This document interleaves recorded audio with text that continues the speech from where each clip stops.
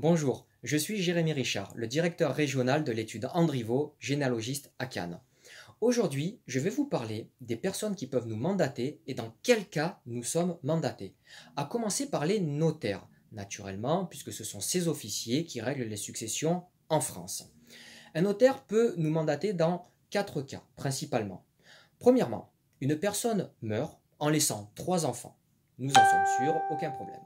Malheureusement, personne n'est en mesure de dire où habite l'un des enfants. Nous allons donc être mandatés pour faire de la recherche d'adresse. C'est le cas le plus simple. Deuxième cas, une personne meurt en laissant 3 enfants.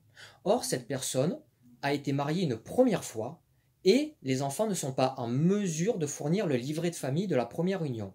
Dans ce cas, le notaire va nous mandater pour que l'on vérifie que les 3 enfants sont bien les seuls héritiers de cette personne, de la personne décédée. C'est ce que l'on appelle un dossier de vérification.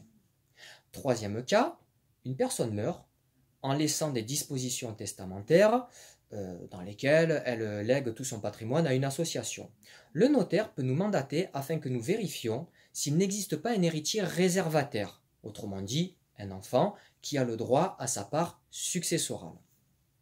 Quatrième cas, et là on arrive dans le cœur de notre métier, une personne meurt et aucun héritier n'est connu du notaire.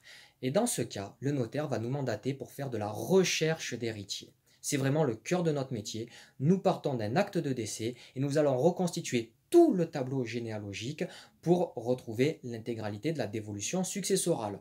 On peut retrouver un héritier, on peut en retrouver 8, on peut en retrouver des dizaines.